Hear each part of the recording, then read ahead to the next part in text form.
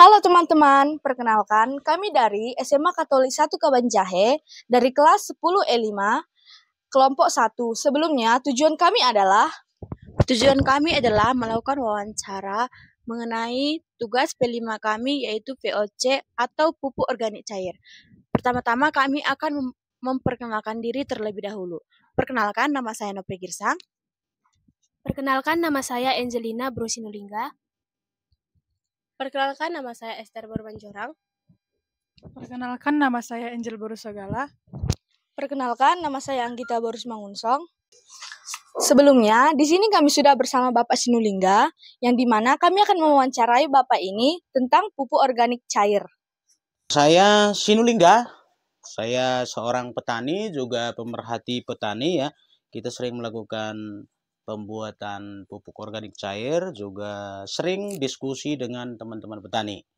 Jadi hari ini senang sekali adik-adik kita dari SMA Katolik 1 ya, yang hadir ke sini untuk belajar tentang pupuk organik cair. Oke, kita akan lanjut. Jadi Pak, apa yang Bapak ketahui tentang pupuk organik cair? Oke, ya sebelumnya saya mau sampaikan ya buat adik-adik semua, pupuk itu ada terbagi dua ya secara proses pembuatannya. Ya, yang pertama adalah pupuk kimia yang sering dipakai oleh petani kita, juga mungkin orang tua ya di ladang begitu pada saat bertani. Ini ada pupuk contoh pupuk kimia ya. Ini bentuknya padat. Nah, baru yang kedua itu pupuk organik cair. Nah, pupuk organik cair ini sendiri dibagi dua ya, yaitu pupuk organik cair yang udah dibuat secara botolan ya. Ini diproduksi oleh pabrikan, tetapi yang lainnya satu lagi pupuk organik cair yang dibuat atau diproses sendiri oleh petani. Jadi ini tentunya lebih murah ya. Nah, untuk pupuk organik itu sendiri juga terbagi dua ya. Ada pupuk organik cair yang mau kita bahas nantinya, ada juga pupuk organik padat. Nah, jadi yang bersumber dari hasil proses pupuk ini, jadi airnya yang dalam bentuk air itu disebut pupuk organik cair, baru sisanya ataupun limbahnya itu pupuk organik padat. Nah, jadi yang hari ini kita akan membahas tentang pupuk organik cair. Yang kedua, menurut Bapak apa saja alat dan bahan untuk membuat pupuk organik cair tersebut? Oke, peralatan dan bahan. Nah, peralatan seperti bisa dilihat sendiri ya. Untuk membuat pupuk organik cair itu kita harus menyediakan yang pertama dulu bahan-bahannya itu berupa sisa sayuran atau sisa buah-buahan, ataupun boleh kulit buah, ataupun daun-daunan, atau sejenis tanaman yang menurut kita mengandung nutrisi tertentu ataupun mengandung unsur-unsur tertentu. Nah, jadi semua bahan bisa, semua daun bisa, semua sayur bisa, semua buah bisa. Apa yang dibuang ke tempat sampah berupa sayuran seperti ini yang udah layu, yang mungkin nggak bisa dipakai lagi. Baru seperti ini buah alpukat yang mungkin gugur ya atau jatuh di bawah pohonnya bisa diambil. Baru seperti ini daun kelor, ini sangat bagus sebagai bahan untuk pembuatan dari pupuk organik cair. Makanya kita juga di sini menanam, mungkin jarang ada di Tanah Karo, tapi kita juga upayakan ada. Nah, jadi simpel sekali, termasuk sampah-sampah ya, daun pisang boleh. Nah, seperti ini boleh kita proses menjadi pupuk organik cair. Nah, tergantung sekarang kita mau membuat pupuk organik cair untuk pembuahan kah atau masa pertumbuhan. Jadi luas sekali kalau untuk masalah itu.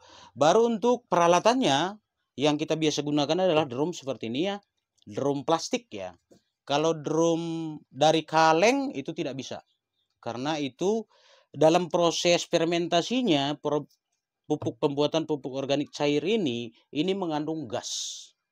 Jadi kalau ketika kita menggunakan peralatan dari bahan besi atau kaleng itu akan meledak. Apalagi kaca. Itu nggak bisa. Jadi yang paling bisa adalah seperti ini. ya, yang elastis. Jadi ketika gasnya keluar tidak ada tidak meledak seperti itu, tidak pecah seperti itu, dia bisa elastis. Nah, itu baru drum seperti ini. Drumnya juga nggak harus 10 liter, bisa 5 liter, bisa juga 3 liter, tergantung berapa banyak kita mau buat. Itu untuk bahan dan peralatannya. Jadi Pak, di sini kami akan menanyakan tentang bagaimana proses pembuatan dari pupuk organik cair. Oke, proses pembuatannya. Nah, proses pembuatannya, jadi kita mengumpulkan berbagai jenis bahan organik, ya. Bahan organik itu biasa disebut BO. Ya, bahan organik kalau di orang-orang yang sudah, atau petani yang sudah terbiasa membuat pupuk organik cair, kalau kita sebut BO dia sudah paham. Nah, jadi ini bahan-bahannya kita cacah-cacah ya, atau kita potong-potong seperti ini, kita iris-iris. Nah, ini biasanya kalau untuk pupuk organik cair standar ya, ukurannya 1, 3, 10.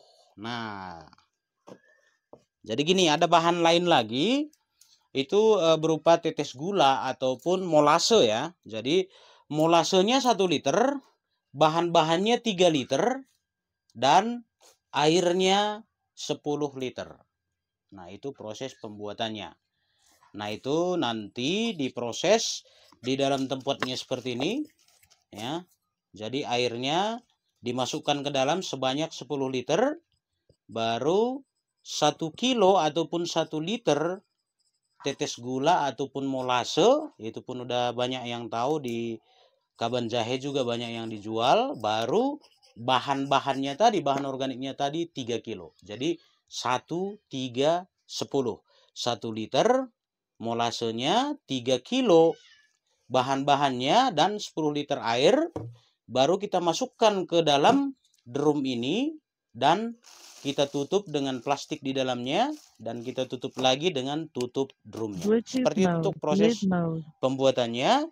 Baru proses pematangannya itu minimal 90 hari atau 3 bulan. Lebih bagus 100 hari. Itu udah bisa dipergunakan. Seperti itu dia. Nah Pak, kalau kandungan yang terdapat di dalam pupuk organik cair itu apa aja ya? Iya, oke, kandungan ya. Karena pupuk organik cair ini dipergunakan untuk tanaman. Jadi yang dibutuhkan oleh tanaman adalah nitrogen. Yang pertama ya, nitrogen, fosfat, kalium. Nah, itu yang dibutuhkan oleh tanaman. Jadi bagaimana kita menghasilkan nitrogen, fosfat, kalium, atau disingkat dengan NPK biasanya ya. Nah, inilah yang dikandung oleh pupuk organik cair. Nah, itu yang dibutuhkan oleh tanaman sehingga tanaman bisa tumbuh dengan bagus. Dan salah satu lagi yang paling bagus dari pupuk organik cair adalah pupuk organik cair ini mengandung bakteri yang baik untuk tanaman. Jadi tidak meracuni tanah kita. Tetapi kalau pupuk kimia itu ada residu namanya. Kalau kita terlalu banyak menggunakan pupuk yang berbahan kimia, lama-kelamaan akan merusak tanah kita. Sehingga tanaman itu tidak bisa tumbuh dengan bagus. Yang menetralisir tanah itu agar bisa lebih bagus lagi, kita harus pergunakan ini minimal 3 tahun. Nah, begitu dia. Nah, menurut Bapak apa sih kegunaan dan manfaatnya? Oke, manfaatnya, kegunaan dan manfaatnya. Tentunya yang pertama adalah untuk tanaman tadi ya. Ya, jadi ada pupuk organik cair ini bisa dibagi dengan 2 jenis ya. Yang satu pupuk organik cair untuk masa pertumbuhan. Masa pertumbuhan tanaman. Jadi begitu kita tanam misalnya cabai ya, kita tanam cabainya 2 minggu sampai dengan 3 bulan, nah itu kita pakai pupuk organik cair yang kandungan nitrogen dan fosfatnya tinggi. Nah, mengetahui bagaimana kandungan nitrogennya dan fosfatnya tinggi berdasarkan bahan-bahan yang kita buat. Umumnya kalau sayur-sayuran seperti ini, dia mengandung nitrogen dan fosfat yang tinggi. Tapi ketika kita mau menghasilkan pupuk organik cair itu mengandung kalium yang dibutuhkan pada saat pembuahan. Jadi yang pertama tadi adalah pupuk organik cair yang mengandung nitrogen dan fosfat yang tinggi itu masa pertumbuhan. Ketika cabai kita tadi sudah mulai berbuah, maka kita membutuhkan fosfat dan kalium yang tinggi untuk proses pembungaan dan pembuahan. Jadi kalau di situ kita proses lagi dengan bahan-bahan yang kira-kira dia mengandung kalium yang tinggi. Contohnya, kalau tanaman ataupun bahan organik yang mengandung kalium tinggi, kulit pisang, baru boleh sabut kelapa, baru kulit padi. Nah, itu mengandung kalium yang tinggi. Nah, jadi itu bahan-bahannya kita proses sama seperti pemrosesan tadi. Hasilnya nanti dia mengandung fosfat kalium yang lebih tinggi daripada yang pertama. Jadi ada dua jenis, ya. Satu untuk masa vegetatif, satu untuk masa generatif. Masa vegetatif itu adalah masa pertumbuhan awal, generatif itu adalah masa pembuahan. Nah, seperti itu. Nah, menurut Bapak, apa sih kelebihan dan kekurangan pupuk organik cair dibanding dengan pupuk kimia? Wah, nah ini pertanyaan bagus nih. Ini penting buat petani semua ya, biar paham. Tadi saya sudah singgung kelebihan dan kekurangan ya. Kita berbicara kelebihan dulu. Kalau kelebihannya ya, pupuk organik cair yang dibuat sendiri oleh petani itu justru memiliki banyak sekali unsur-unsur yang dibutuhkan oleh tanaman. Seperti itu ya. Itu dulu yang pertama kelebihannya. Yang kedua, dia tidak merusak tanah kita. Jadi tanah kita tidak keracunan. Semakin banyak, semakin sering, semakin tinggi dosisnya kita menggunakan atau petani menggunakan pupuk organik cair, maka tanah kita akan semakin bagus. Karena apa? Seperti yang tadi sudah disebut bahwa dia mengandung bakteri ya. Bakteri pengurai tanah, sehingga ketika kita menambahkan pupuk organik cair ke tanaman kita, masuk ke dalam tanah kita, mikroorganisme yang ada di dalam ini itu kan bekerja berproses untuk memproses ulang, menetralisir tanah petani. Kemudian berikutnya, biaya yang murah. Nah, kenapa murah? Karena tadi kita memproses dengan bahan-bahan organik yang sama sekali tidak terpakai. Jadi biasanya kalau kita di sini, kita sudah ajarkan juga agar semua bahan-bahan organik yang berupa daun dan semuanya dikumpulkan satu tempat, baru ketika ada waktu atau kesempatan kita proses. Jadi biayanya sangat murah gitu ya. Kalau harga molase ataupun tetes gula itu kalau tidak salah hanya 6 ribuan ya per 1 liter. Kita bisa membuat menjadi 10 liter pupuk organik cair. Oke, kekurangannya ya. Yang pertama dulu adalah proses pembuatannya agak rumit ya. Jadi banyak petani kita maunya instan. Jadi kalau kita ajarkan cara pembuatannya, proses pembuatannya, lama prosesnya, itu yang sering menjadi kendala. Ya, padahal lebih murah ya. Nah, itu yang pertama. Baru waktunya. Nah, tadi sudah kita sebutkan bahwa untuk memproses awal sampai dengan matang bisa dipergunakan itu minimal 90 hari, 3 bulan. Jadi kalau kita mau nanam cabai sekarang, itu udah terlambat. Nah, jadi prosesnya 3 bulan lagi kita mau nanam cabai, kita sudah proses sekarang. Nah, ini seperti ini kita udah buat nih dari tanggal 24 bulan April 2022. Udah 2 tahun. Jadi harus ada stok dulu, baru kita bisa pergunakan. Nah, itu kekurangannya. Baru kekurangan lainnya, petani biasanya ketika menggunakan pupuk kimia, dalam waktu 2 minggu dia kan langsung melihat gitu ya. Dia langsung melihat hijaunya cepat, pertumbuhannya cepat. Nah, seperti itu. Nah, kalau di penggunaan pupuk organik cair, itu tidak secepat daripada penggunaan pupuk kimia. Jadi petani kadang-kadang berpikir bahwa ini tidak bagus. Padahal justru semakin lama, semakin sering dipakai, ini akan lebih bagus daripada pupuk kimia. Karena pupuk kimia tadi meninggalkan residu ataupun racun di dalam tanah. Tetapi kalau ini tidak, justru bakterinya semakin lama semakin bekerja, semakin bagus tanah kita. Nah, itu kelebihan dan kekurangannya. Oke, ada lagi kah masukan yang Bapak berikan untuk kami dan untuk teman-teman semua? Oke, ya terima sekali ya buat adik-adik semuanya. Ini merupakan satu hal yang sangat penting dan saya juga memang selama ini terus-menerus berusaha untuk berdiskusi ataupun melakukan edukasi kepada petani kita ya.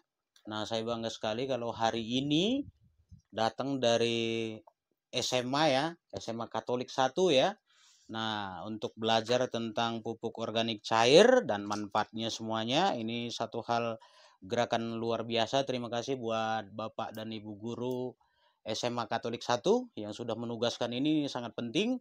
Dan saya berharap semua sekolah juga ya di Kabupaten Karo tetap memberikan tugas-tugas ya untuk anak-anak kita untuk belajar tentang pupuk organik cair dan manfaatnya semuanya, karena ini sangat penting dan berkaitan dengan kehidupan para petani di Tanah Karo. Jadi tetap semangat anak-anak kami untuk belajar ini semua. Dan sebagai tambahan ya, ini adalah proses fermentasi dari buah-buahan yang bisa dilakukan dibuat menjadi sebuah bisnis. Jadi bukan hanya sebagai pupuk saja.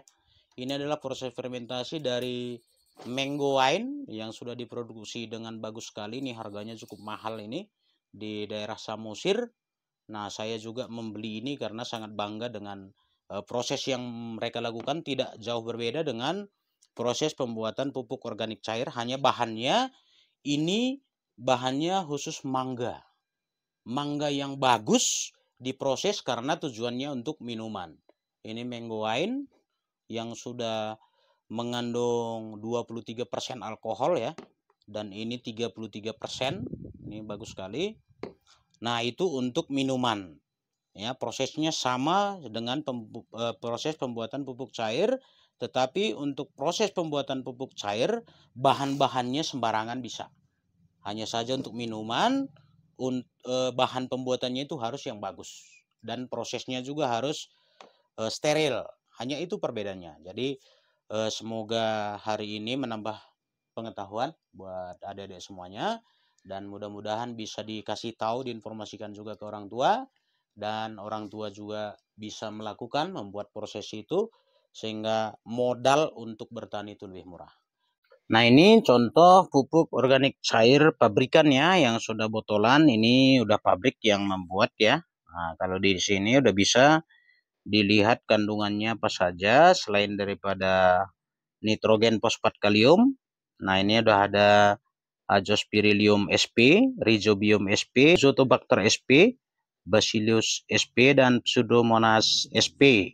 Nah, ini adalah bakteri-bakteri yang sangat bagus, bakteri baik ya untuk tanaman kita dan untuk tanah petani juga ya, dalam proses netralisir tanah, sehingga dengan pemakaian ini tanah semakin bagus, dibantu juga dengan pupuk organik cair yang kita buat sendiri. Nah, ini juga pupuk organik cair yang kita proses. Ini pupuk organik cair yang diproses oleh Jamur Jakaba ya. Nah, jadi bahan-bahannya termasuk kulit coklat semuanya. Nah, ini di drum biru termasuk juga ini. Nah, ini dari mangga.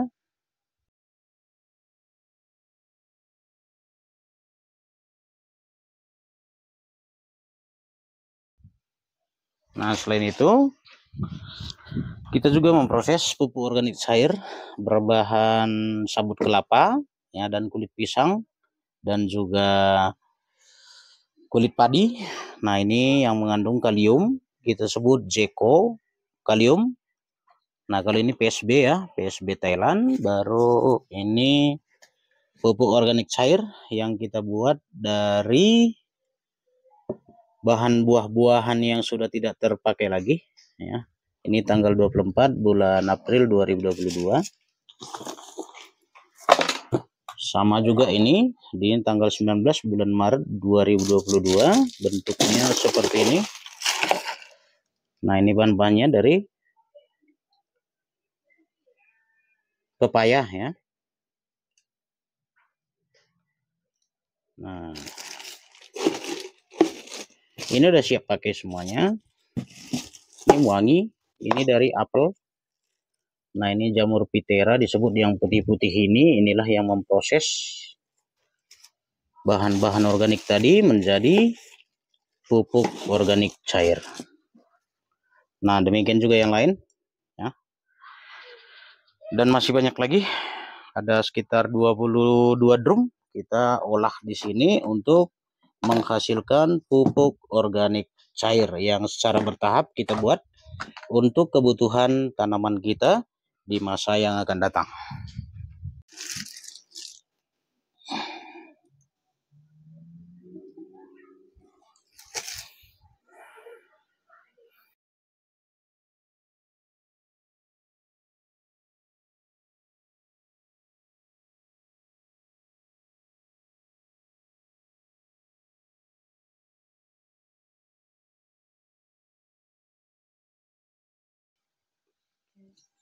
Oke, ada lagi? Oke, terima kasih buat Bapak Sinulinga telah menemani kami di siang hari ini. Ya. Dan terima kasih juga buat ilmu-ilmu yang Bapak sebarkan pada kami. Jadi teman-teman, segitulah hasil dari wawancara kami. Sekian dan terima kasih. Bye-bye. Oke, Bye-bye. terima kasih.